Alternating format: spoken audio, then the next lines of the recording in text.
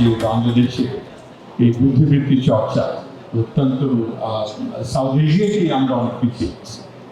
সেজন্য আমাদের একটা কিছুটা ওই ন্যাশনালিস্ট জিল থেকেও চিন্তা করলে ভাবা যায় না, আমাদেরকে তো সাউথ এশিয়ার মধ্যে এগিয়ে যেতে হবে, মৌলিক চিন্তার দিক থেকে এগিয়ে যেতে হবে। সেটা তো গত কয়েক দশক রাজনৈতিক কারণে সম্ভব হয়নি। আমাদের এখানে মন খুলে কথা বলা তো খুব ডিফিকাল্ট। একটা নতুন চিন্তা করা এটা একটা সাহসেরও ব্যাপার হয়ে যেটা আমি নতুন করে একটা জিনিস ভাববো।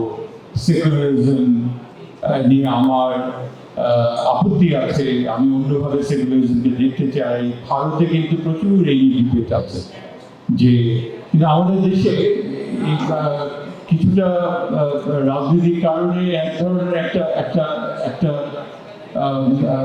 ইয়ে ছিল, একটা বাধা ছিল। কিন্তু বুদ্ধিবৃত্তিক মহলেও আমি যে মোটামুটিভাবে একটু ওয়েস্টার্নাইজ যারা সেই ধরনের বুদ্ধিজীবীদের সঙ্গে আমার একটু ওঠা বসা আছে, তাদের কিন্তু যে অর্থোডক্স লিবারেলিজমটা কাজ করে সেটা আমি প্রত্যক্ষ করেছি। তারা অনেকেই বিদেশে পিএইচডি আছে, অনেকে ব্যারিস্টার, কিন্তু এক ধরনের একটা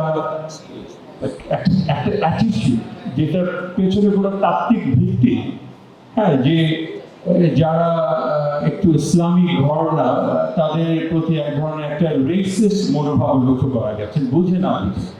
এবং এই সমস্ত বিষয় যে ভারতে এবং ল্যাটিন আমেরিকায় যে সেকুলারিজম নিয়ে যে ধরনের ক্রিয়েটিভ চিন্তা ভাবনা হচ্ছে, ইউরোসেন্ট্রিক চিন্তা ভাবনা বাইরে, যেমন নিবেদিতা মেননের রিসেন্ট একটা বই আছে, অসংখ্য চোখ খুলে দেওয়ার মতো বই।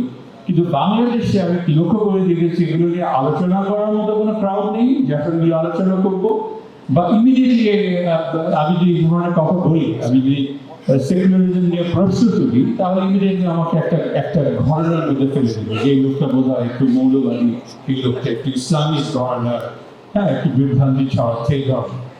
আমি আশা করবো এই জুলাই অভ্যুত্থানের পর আমরা ম্যাচিওরড হতে পারবো, আমরা ক্রিটিক্যাল থিঙ্কিংয়ে ঢুকতে পারবো এবং সাউথ এশিয়াতে বিশেষ করে ভারতে বুদ্ধিজীবীদের মধ্যে এবং ল্যাটিন আমেরিকার বুদ্ধিজীবীদের মধ্যে যে ধরনের সফিস্টিকেশন আমরা দেখতে পাচ্ছি, সেই সফিস্টিকেশনের ব্যাপারটা তাদের থেকে শেখা, তাদের সঙ্গে ইন্টারাক্ট করা এবং আমাদের সেই, আমি আশা করবো সেই স্বাধীনতাটা আমরা ধরে রাখতে পারবো।